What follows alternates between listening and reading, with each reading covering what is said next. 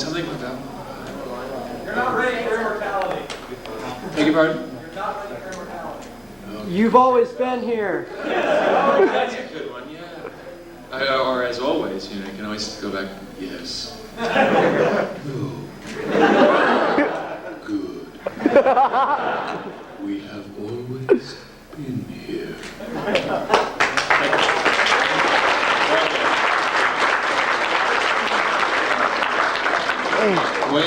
Royal Academy of Dramatic Art, 4 years. Good.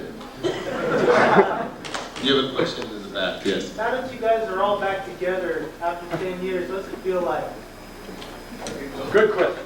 Good question. The funny thing is that we work together constantly. I mean, we see each other Too much. He's in Rome and he Jeff says Gregory, we don't see Greg so much. whenever he comes in town, he has to have a ADR fix, so he comes in and does something. But yeah, we kind of keep together. It's kind of like a little touring company or something. Fleetwood Mac. That's true. Why don't you make 10 more episodes to keep the competition going?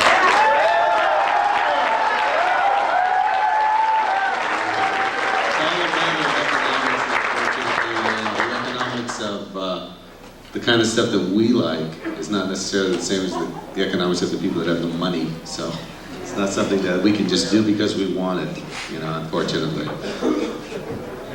Now, but Streamline is still doing great stuff, so if you like, I mean, support Carl's work, because he's sort of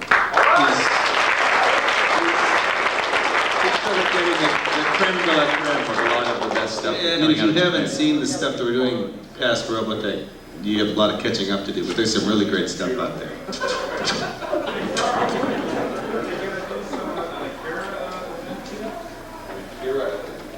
I don't think so. Kind of a downer. Akira is in the control of Kodansha, and they keep very tight reins on it. And you couldn't do an Akira event without Mr. Otomo, and it's very hard for them to even talk to Mr. Otomo, let alone get him out of the house. So very difficult, unfortunately. Maybe in 10 years, I don't know. Any other questions? Yeah, do any of you have any, just in Robotech, any favorite characters that you've done? Because you've all done, a lot of times, more than one voice, and also with the various releases of Streamline, any voices, any characters with those things that you like? That you especially... I love all of mine. The funny thing is that most of the time, I would say that most of the actors never see the completed pictures. And recently I've started giving away the tapes to the actors if they ever want them. But I guess prior to doing the work for Streamline, no one ever offered the tapes to anybody. No one ever knew what they did, because they go in and they do their lines, maybe 50 lines in a day, and then they're gone. And they don't ever really hear the finished thing. And the first actor in acts to a blank tape. So they're saying, hello, yes, yeah, let's do that. And they don't hear what the other person is saying. And then the next person in sort of completes the lines. And the third person in makes it even fuller. And by the time it's done, even at the point that it's all recorded, you don't know what it sounds like because the music isn't in, the sound effects is not there. And then I don't tweak it because I really play around with it and try to make it as good as possible. So I guess, until recently, most of the actors haven't really seen the stuff that's been... No, it's surprising. Yeah, Carl's been good. Some of the stuff I've written for him and been in. But I read, any of you know the Dirty Pair? It's a series. But I bring that up because I just looked through one you gave me that I'd written called Project Eden.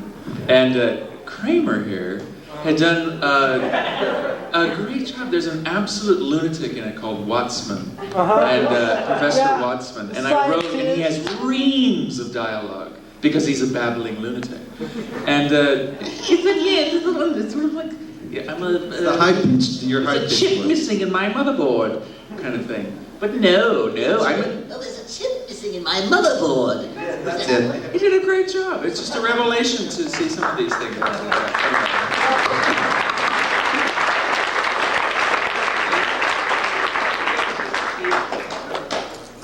And even stuff which is a little adult, like Crying Freeman and The Professional and Wicked City are really brilliant to watch. They're highly entertaining. Some of the stuff that Greg was doing recently before he went back to Rome. Again, when you see stuff like this, it shows you that there is life beyond Robotech. And no offense, but I mean it's interesting to see the variety and breadth of Japanese animation. And I would highly recommend you to take the time to see stuff like Barefoot Gen or Romance of Three Kingdoms, which I think everybody here participated in Romance of Three Kingdoms. Richard, Greg, you were in it, yeah. Tony was not in it. I was even in that one. I played like a pimp in that one. And I didn't scream, I actually had to talk. But in any event, it's interesting to do that kind of stuff. Where's Max Sterling? I think he's working somewhere. He was going to come, but I think he was out of town. On the Macron 7. Jimmy Flinders. Oh, yes. Yeah, Jimmy is out somewhere. Jimmy Flinders. Any other questions? Who's the narrator? That's a great voice, old-time voice guy named J.J. Smith, who I think used to be the voice of Sears. And I actually tried to call some of these people.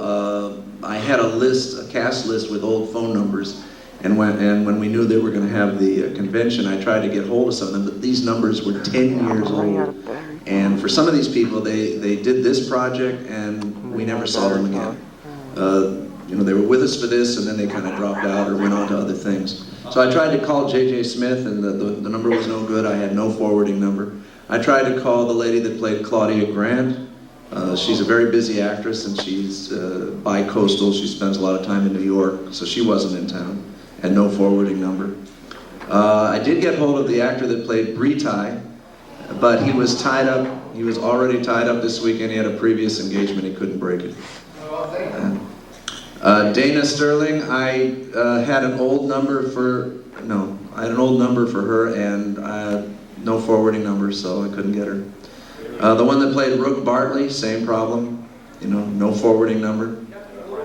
Captain Global, I had 4 numbers. None of them were any good. I tried. Sean Phillips was tied up this weekend. He couldn't make it. Basically, he was out of town too.